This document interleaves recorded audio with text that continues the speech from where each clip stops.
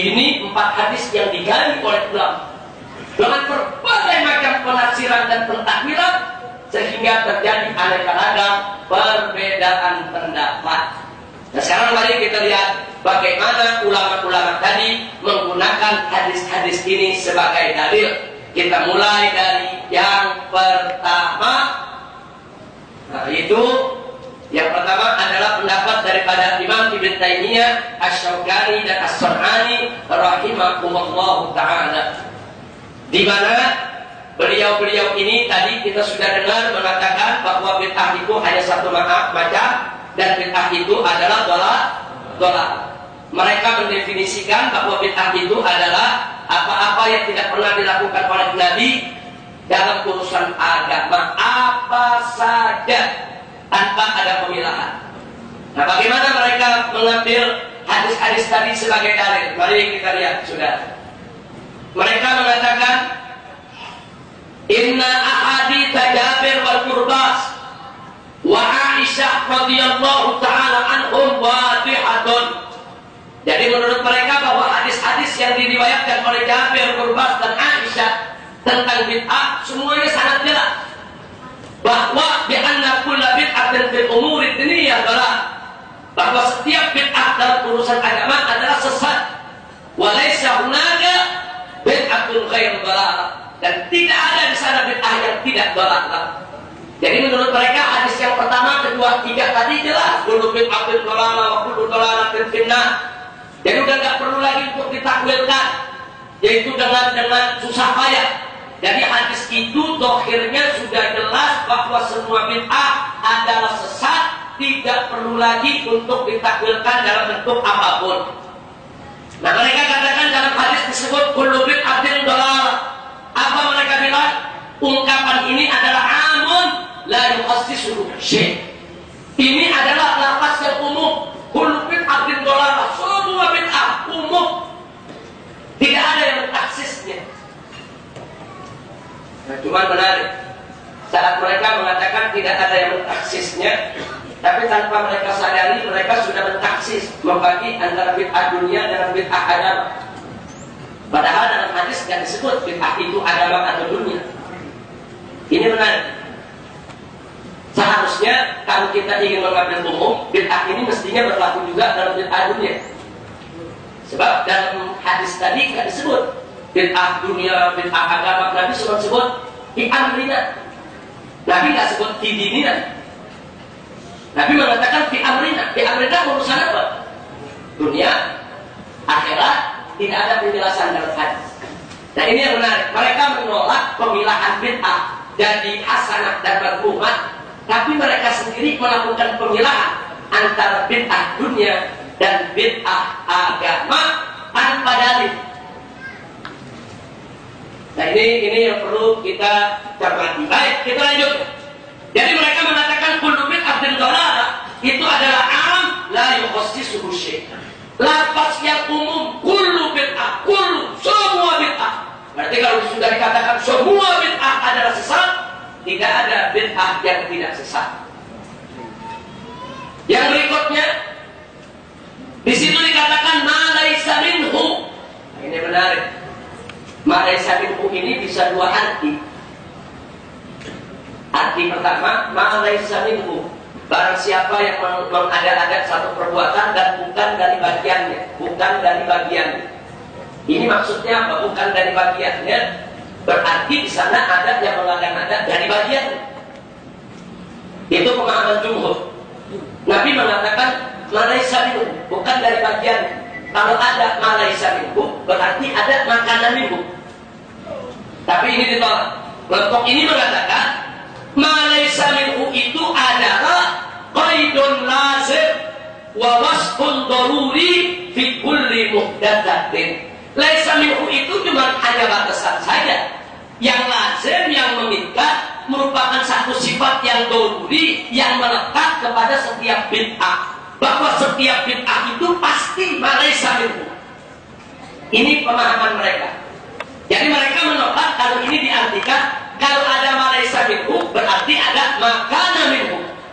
Karena ini merupakan mafhum mukhalafah yang nanti akan kita jelaskan dalam pendapat jumhur.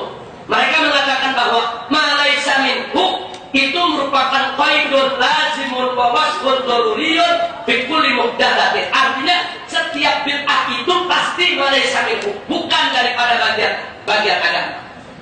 Itu pemahaman mereka. Nah, kemudian yang berikutnya mereka katakan inna hadits jarir, sedangkan hadis jarir yang mengatakan barang siapa man sanna sunnatan hasanah, barang siapa yang membuat sunnah yang baru, menurut mereka bukan melakukan sunnah yang baru. Menurut mereka adalah ihya'us sunnah. Jadi ada sunnah-sunnah yang mundafir, ada sunnah-sunnah Nabi yang sudah lama tidak dilakukan oleh umat. Nah, ada orang memulainya lagi untuk dilakukan, untuk disosialisasikan, untuk dimasyarakatkan. Nah, ini maksudnya. Jadi menurut golongan ini, hadis itu bukan membuat sunnah yang baru, tapi menghidupkan sunnah yang sudah mulai ditinggalkan. Nah, cuman paham mereka menjadi blunder pada saat kita melihat hadisnya secara utuh. Nah, dalam hadis perhatikan, man sanna fil Islam sunnatan hasan. Kalau artinya barang siapa yang menghidupkan sunnah hasanah, menghidupkan sunnah hasanah. Sunnah yang dimaksud sunnah yang pernah dilakukan oleh Nabi tapi sudah lama tertinggal. Lalu bagaimana mengartikan man sanna fil Islam sunnatan sayyi'ah? Apakah mau diartikan barang siapa yang menghidupkan sunnah sayyi'ah yang pernah dilakukan Nabi? Emang ada sunnah sayyi'ah? Ini yang disebut blunder. Di bagian pertama diartikan ihya'us sunnah, lalu bagaimana bagian kedua? Jadi nggak ketemu, sudah. Kalau diartikan ihya'us sunnah, tapi nggak apa-apa. Ini pendapat wajib kita hormati. Ini pendapat daripada golongan pertama yang sampai hari ini masih banyak yang mengikutinya, meyakininya sebagai kebenaran, yaitu di antara pendapat-pendapat yang ada. Wajib bagi kita untuk menghargai pendapat mereka dengan segala bangunan dalil-dalil yang mereka kemukakan. Nah, ini yang perlu kita sampaikan. Jadi mereka mengatakan sunnatan hasanah artinya sunnatan thabitah, sunnah yang mundafirah, yang dulu pernah tegak, ada dalil dari Nabi tapi lama ditinggalkan. Baik, ini yang pertama. Sekarang kita masuk yang kedua. Yang kedua, jumhur ulama. Mereka tadi sudah kita jelaskan membagi bid'ah menjadi dua. Ada bid'ah madmumah, ada bid'ah hasanah. Nah, bid'ah yang madmumah, apa-apa yang tidak pernah dilakukan oleh Nabi dan bertentangan dengan syariat. Sedangkan apa-apa yang dilakukan oleh Nabi tapi tidak bertentangan dengan syariat, itu disebut bid'ah hasanah. Bagaimana cara mereka menggunakan dalil-dalil tadi? Mari kita lihat. Kullu bid'atin dhalalah. Menurut para ulama jumhur, kullun itu artinya tidak selalu semua. Tidak selalu artinya semua. Yang dijadikan dalil oleh jumhur, waradat kalimatut qul fil Qur'an wa qad dakhala at-tahsin. Buktinya di dalam Al-Quran banyak ayat yang menggunakan kata kullun kemudian ditahsis oleh Allah, yang menunjukkan kullun itu tidak lagi berarti semua. Nanti kita akan lihat ayat-ayatnya. Yang oleh karenanya Al-Imam Nawawi rahimahullah ta'ala mengatakan ungkapan kullu bid'atin dhalalah menurut Imam Nawawi hada amun maksus wal muradu ghalibul bidah. Jadi kata Imam Nawawi, kata kullu bid'atin dhalalah, semua bid'ah itu sesat. Yang dimaksud kullun di situ adalah ghalibul bidah, kebanyakan bid'ah. Jadi bukan semua bid'ah, kebanyakan bid'ah itu adalah sesat. Jadi jangan diartikan semua bid'ah. Dengan dalil apa? Pertama, kata kullun di dalam Al-Quran sering dimasuki dalam taksis. Nanti akan kita lihat ayatnya. Yang kedua, dengan penjelasan berikut, yaitu kata ma laisa minhu. Jadi kalau tadi Nabi mengatakan barang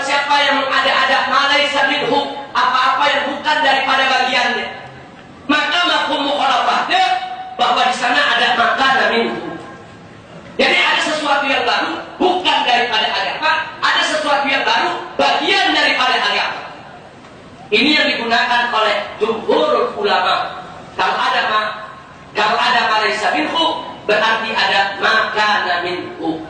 Sehingga di sini jumhur ulama mengatakan ini bukan qaidun nazil, bukan wasfun daruri li kulli muhdatsatin. Ini bukan sifat yang akan melekat pada setiap bid'ah, tapi ini hanya merupakan batasan sifat yang diperuntukkan lil muhdatsatil mardudah, hanya untuk bid'ah yang mardudah saja. Artinya yang dikatakan malaysa minhu itu hanya yang bid'ah madmumah, sedangkan bid'ah hasanah tidak termasuk malaysa minhu, bahkan termasuk makana minhu. Nah, jadi bisa kita lihat jumhur ini kalau merincikan dalil, saudara itu begitu teliti, begitu cermat, begitu cerdas, tidak serampangan hanya menggunakan zahir daripada hadis-hadis tersebut. Nah, kemudian yang berikutnya jumhur menambahkan hadis yang terakhir, yaitu hadis Jabir. Itu jelas Nabi mengatakan man sanna fil Islam sunnatan hasanah. Jadi kata di sini kata jumhur itu pengertian sanna itu adalah ibtada, memulai. Seperti Nabi pernah mengatakan bahwa salah satu anak Adam yang pernah membunuh saudara itu dia menanggung daripada pembunuhan yang dilakukan. Terus yang dibawa kenapa? Karena dia man sanna qadar. Dalam hadis disebutkan huwa awal man sanna qadar. Dia yang pertama kali man sanna itu artinya ibtada'a, memulai. Nah, jadi di sini dikatakan barang siapa yang memulai suatu sunnah yang baik, sunnah di sini thariqah, suatu cara. Barang siapa memulai satu cara yang baik, maka dia dapat pahalanya dan pahala orang-orang yang melakukan. Sehingga begitu kita masuk yang berikutnya, man sanna fil Islam sunnatan sayyi'ah, barang siapa yang memulai dalam Islam satu cara yang jelek, maka dia dapat dosanya dan dosa yang melakukannya. Nah, jadi di sini bisa kita lihat. Jadi pengertian yang diberikan oleh jumhur klop dengan hadis. Jadi sanna di situ nggak boleh diartikan menghidupkan sunnah yang hilang, tidak. Coba kalau diartikan menghidupkan sunnah yang hilang, berarti ada sunnah baik yang hilang, ada sunnah jelek yang hilang. Nggak ada sunnah jelek dari Nabi, sudah. Tapi kalau diartikan memulai cara yang baik, memulai cara yang jelek, itu tepat.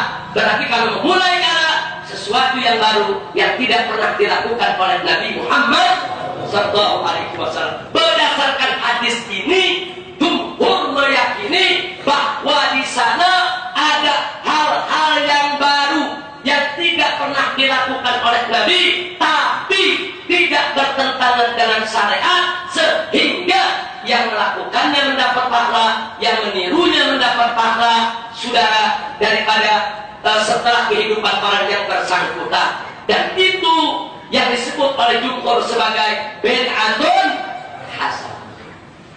Jadi jumhur mengatakan sanna di sini boleh diartikan bid'ah. Jadi man sanna sunnatan hasanah, barang siapa yang memulai bid'ah yang baik.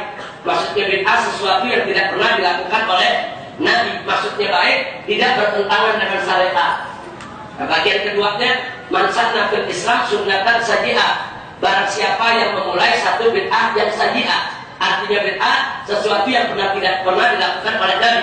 Maksudnya sayyi'ah yang bertentangan dengan syariat. Jadi pentakwilan jumhur, saudara, itu lebih teliti, lebih cermat, lebih hati-hati, tidak menggeneralisir sebagaimana yang dilakukan oleh ibintainya Imam Sun'ani maupun Syaukani, ataupun yang kemudian dipopulerkan oleh Hasan Siddiq Khan tentang semua bid'ah itu dhalalah. Nah, ini yang perlu kita ketahui. Nah, kemudian yang tidak kalah menarik, nanti akan kita lihat di sana ada bid'ah sahabat, ada bid'ah yang dilakukan oleh para sahabat Nabi, sudah nggak tanggung-tanggung. Ada bid'ah yang dilakukan saat Nabi masih hidup, dan ada bid'ah yang dilakukan saat Nabi sudah meninggal dunia, sudah. Kalau bid'ah dilakukan setelah wafat Nabi, kita tidak kaget. Ini bid'ah dilakukan saat Nabi masih hidup. Nanti akan kita paparkan bid'ah mana saja yang dilakukan oleh para sahabat saat Nabi masih hidup dan bagaimana Nabi menyikapinya. Insya Allah. Baik, nah ini bid'ah sahabat nanti akan kita bahas. Artinya af'alun lam yaf'alhan Nabi qama bihas sahabat. Perbuatan-perbuatan yang Nabi tidak pernah kerjakan, tapi dikerjakan oleh para sahabat, sudah. Dan itu real terjadi dalam kehidupan para sahabat Nabi kita yang mulia radhiyallahu anhum ajma'in.